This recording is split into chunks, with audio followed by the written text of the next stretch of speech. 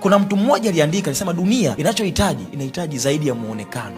Yani zaidi ya muonekano wako, zaidi ya gari yako, zaidi ya nyumba yako. Utanionyesha mimi gari yako leo, mimi na gari kali natembea nalo. Dunia inahitaji gari yako bro. Muonekano wako hauwezi kutatua. Dada zangu na kaka zangu, niambie kuna warembo wangapi hapa duniani? Mitandaoni ukiingia wapo warembo mpaka unasema hey, haki ya kweli. Lakini urembo wake unatatua tatizo lote la dunia? Ndio kwanza unaongeza tatizo. Kuna wanaume wangapi wanaingia gym, wanaweka mwili fulani unatokea na muonekano fulani hivi.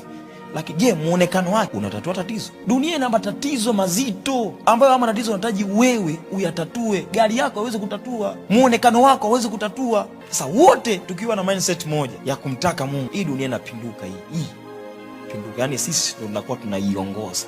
Asikwambia dunia inahitaji majibu. Watu wanajikaza tu jamani. Huko nje watu wanajikaza tu, wanajifanya wanatokea vizuri, wanapendeza, lakini kimsingi wakikaa usiku kwao chumbani wanalia machozi. Hamna majibu, hakuna. Kwa sababu pesa wanazo, majibu hawana.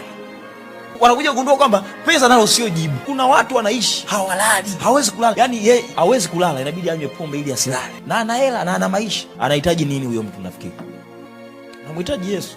Ndio maana hatutaki kushindana na watu kwenye vitu. Ndio maana nikakwambia dunia inachohitaji ni zaidi ya ulivyo navyo, zaidi ya muonekano wako, zaidi ya vitu vyako, zaidi ya gari lako. Kuna kitu uweze kushindana na dunia kwa vitu. Lazima uonyeshe kitu ambacho kina nguvu kuliko walivyo navyo, ambaye ni Yesu Kristo.